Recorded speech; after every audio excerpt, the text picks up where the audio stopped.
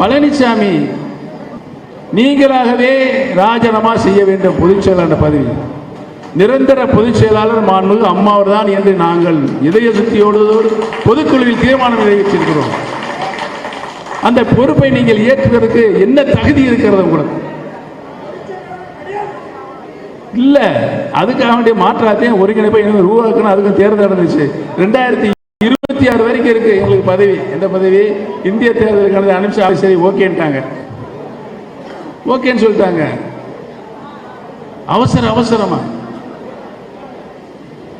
இதெல்லாம் செஞ்சு முதலமைச்சர்னா நம்மளுக்கு ஓட்டு போட்டுருவாங்க மக்கள் எல்லாரும், தொண்டர்லாம் வேலை பார்த்துருவாங்க.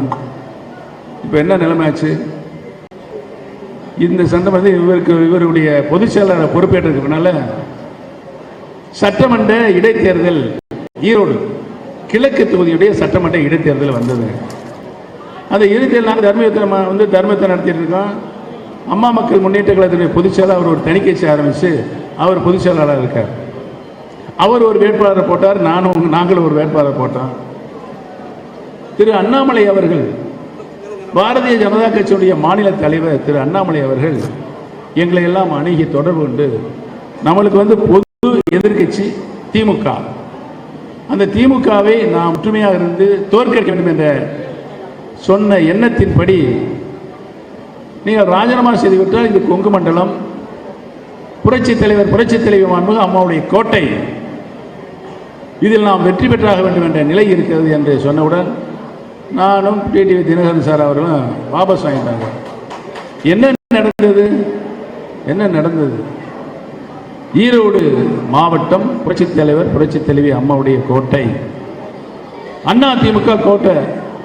1989 புரட்சி தலைவி அம்மா அவர்கள் சேவல் சின்னத்தில் தன்னந்தனியாக சட்டமன்ற பொதுத் தேர்தலில் நின்ற பொழுது 5 சட்டமன்ற தொகுதிகளை வெற்றி பெற்ற மாவட்டம் ஈரோடு மாவட்டம்.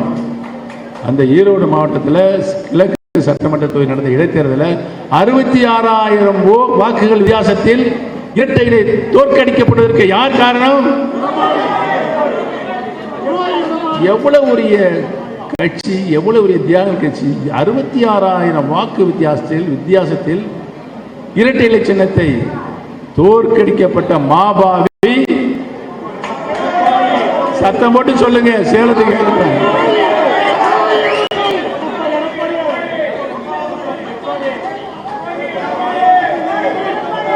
ஏதாவது இந்த இயக்கத்திற்கு முன்னாலையும் எந்த தியாகம் செய்யவில்லை. புரட்சி தலைவர் பொதுச் செயலாளர் யாரு குறுக்கு வழிகள், அதற்கு மேல எதுவும் செய்யலை.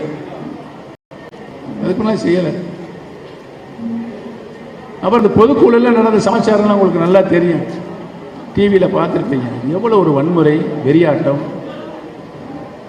நாங்கள் அமைதியாக ஜனநாயகம் இருப்படி நாங்கள் அமைதியாக வெளியே போயிடலாம், அப்புறம் பார்த்துக்கலாம் அப்படின்னு சொல்லி வர்றோம்.